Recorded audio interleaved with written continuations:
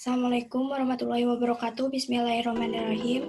Nama saya Hasna Rofifa, NPM 1007073191112. Saya dari Prodi Perencanaan Wilayah dan Kota, Fakultas Teknik Universitas Islam Bandung. Di sini saya akan menjelaskan tugas critical review yang mana ini adalah merupakan mata kuliah pembiayaan pembangunan. Saya mengambil judul Prinsip-prinsip pengelolaan pemanfaatan tanah wakaf guna peningkatan kesejahteraan masyarakat. Saya mengambil judul ini dari jurnal Hukum Udayana yang ditulis oleh Suhirman pada tahun 2015. Untuk latar belakangnya sendiri, jadi tanah wakaf berbasis wakaf di Indonesia ini sangat memiliki potensi yang sangat besar untuk membantu pemenuhan kebutuhan dalam segala bidang seperti keagamaan, sosial, ekonomi masyarakat.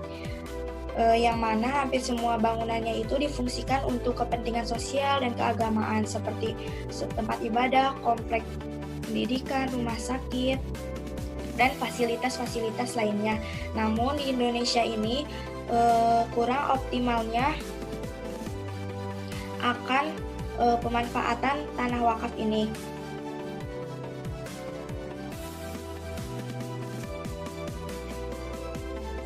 Padahal jika dikelola secara profesional dapat memberikan kontribusi bagi perekonomian masyarakat dalam rangka pembangunan masyarakat kesejahteraan dan dapat memenuhi kebutuhan masyarakat itu sendiri. Untuk metodenya sendiri dalam pengkajian terhadap permasalahan tersebut dipergunakan pendekatan secara normatif. Secara normatif itu pengelolaan harta tanah wakaf tersebut merupakan kewenangan dari nazir. Nazir itu adalah pengelola untuk tanah wakaf. Jadi berhasil atau tidaknya itu bergantung kepada nazir itu sendiri. Oleh karenanya, agar pengelolaan harta tanah wakaf itu dapat berjalan secara efektif dan efisien guna memajukan kesejahteraan masyarakat, maka perlu dilandasi adanya prinsip-prinsip dasar.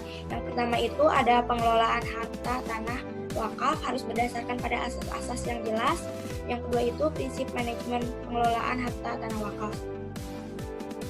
Nah, untuk kegiatan pengelolaan pemanfaatan harta tanah wakaf ini harus dilandasi oleh 4 asas. Yang pertama itu adalah asas manfaat, yang mana tanah wakaf ini harus dimanfaatkan secara sebaik-baiknya dan dengan nilai yang lebih terhadap masyarakat itu sendiri dan tidak menimbulkan banyak keburukan atau mudorot. Yang kedua itu ada asas tanggung jawab. Maka untuk nazir sendiri harus tanggung jawab kepada lembaga terhadap hukum dan terhadap masyarakat itu sendiri. Untuk asas profesional, maka nazir tersebut harus memiliki sifat-sifat pribadi seperti jujur, dapat dipercaya, fatonah atau cerdas, dan tabligh atau menyampaikan. Yang terakhir ada asas keadilan sosial, yang mana masyarakat itu berhak menerima atau berhak memanfaatkan tanah wakaf tersebut sesuai dengan keadilan sosial. Yang kedua ada manajemen pengelolaan pemanfaatan harta tanah wakaf yang harus berpedoman pada yang pertama prinsip partisipasi.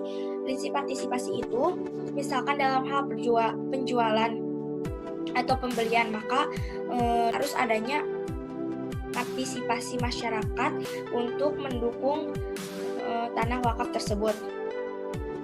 Yang kedua ada prinsip penegakan hukum. Prinsip penegakan hukum ini dilakukan untuk membuat aturan-aturan bagi tanah wakaf itu sendiri. Yang ketiga itu ada prinsip transparansi, yang mana pengelola tanah wakaf ini harus terbuka baik secara pembiayaan ataupun secara dalam hal lain. Yang keempat ada prinsip responsif.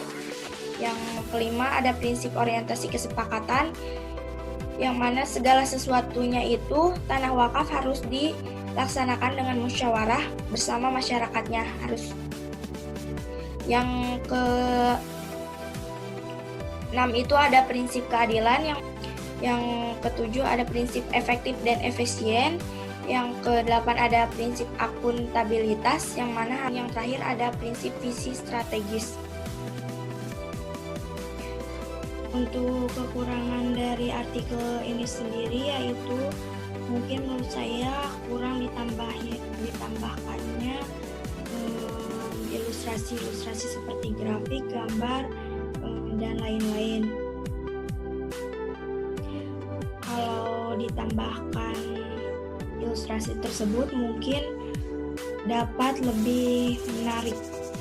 Untuk kesimpulan dari artikel ini, yang mana untuk pengoptimalan tanah wakaf yang ada di Indonesia ini sebaiknya memiliki prinsip-prinsip dasar yang mana harus dilandasi oleh asas manfaat, asas tanggung jawab, asas profesional, dan asas keadilan sosial. Dan selanjutnya harus ada manajemen, pengelolaan, dan pemanfaatan harta tanah wakaf yang berpedoman pada prinsip-prinsip yang telah tadi saya sebutkan. Karena tanah wakaf di Indonesia ini sangat berkaitan dengan pembangunan yang ada di Indonesia, khususnya keagamaan, sosial, ekonomi, dan masyarakat. Dan pemanfaatan tanah wakaf ini juga dapat meningkatkan kesejahteraan masyarakat serta produktivitas ekonomi bagi masyarakat itu sendiri. Pelajaran yang dapat saya ambil dari artikel ini, maka tanah wakaf ini harus dikelola dengan sejelas-jelasnya dan harus adanya manajemen pengelolaan pemanfaatan harta tanah wakaf ini, serta harus dilandasi dengan asas-asas dan prinsip-prinsip dasar bagi pengelolanya. Serta untuk peningkatan kesejahteraan masyarakat ini perlu adanya pengoptimalan bagi pengelola tanah wakaf di Indonesia ini agar pembangunan di Indonesia ini semakin berkembang. Alhamdulillah, terima kasih.